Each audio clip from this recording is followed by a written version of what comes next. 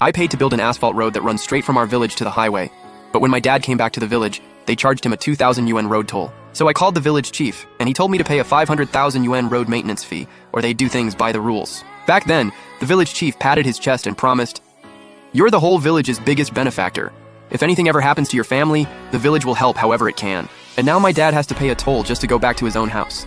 So I called the demolition crew and told them to rip up all 5 kilometers of asphalt leading into the village and turn it back into the old dirt road. My dad was wearing a plastic raincoat, hunched up in the tractor seat. The trailer behind him was packed with freshly harvested rice. But now the tractor was stopped at the village entrance. A metal barrier was sitting right in the middle of the road. There was a red sign hanging on it. Height limit 2.2 meters. Weight limit 5 tons. Liu Dazhuang had a raincoat on, with an iron rod in his hand. He looked at my dad sideways and said, "Old Joe, quit wasting your time. This bar was just welded in place. Your tractor's overweight." "Dazhuang, my son paid for this road. This load of rice is barely over 3 tons. How's that gonna damage the road?" Liu Dazhuang spat on the ground. "What are you mouthing off for? Don't try to scare me by bringing up Zhou Cheng. Once this road runs into Liu village, it belongs to the village. Who says it's not overweight? I say this thing is at least 10 tons. If it wrecks the road, can you afford to pay for that?" My dad jumped out of the tractor in a panic. He pointed at the trailer and said, "It's really only 3 tons. Dazhuang, cut me a little slack." Liu Dazhuang let out a cold laugh and slammed the iron rod into the ground. "Rules are rules. If you want through, pay 2,000 yuan for road damage." 2,000? This whole load of rice isn't even worth that much. "No money? Then stand out there and get soaked." Liu Dazhuang turned around, went into the guard shack by the road, and shut the door behind him. My dad stood in the rain, frantically banging on the window. Dazhuang, open the door! Secretary Liu, you promised back then our family could use this road whenever we wanted." An impatient yell came from inside the guard shack.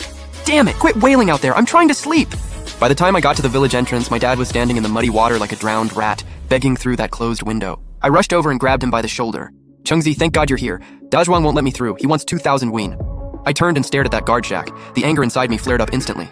2 years ago, I spent 5 million yuan on this road. The village didn't pay a single cent to get it paved. Back then, Liu Dazhuang was all smiles, handing me cigarettes at the construction site, calling me the village's golden goose. And now my own father, the father of the guy who built this road, was being shaken down in the rain for toll money. I strode over and kicked the guard shack door hard. "Liu Dazhuang, get your ass out here!" The door opened. Liu Dazhuang was picking his teeth, looking me up and down with pure contempt. "Well, look who came back. Big boss is home, huh? Even big bosses gotta follow the rules." I pointed at the height barrier behind him. "Who told you to put that up?" Liu Dazhuang grinned. "The village committee voted on it. We're protecting village property and keeping heavy trucks off the road." My dad's driving a farm tractor. It doesn't even meet the standard for a heavy vehicle. If I say it does, it does. "Zhou Cheng, you may have money, but this village is named Liu, not Zhou." Liu Dazhuang stepped closer, blowing cigarette smoke right in my face. 2,000 yuan is just the price of one meal for you. Pay up and I'll lift the bar." I ignored him, pulled out my phone, and called the village chief, Liu Fukai. Back when the road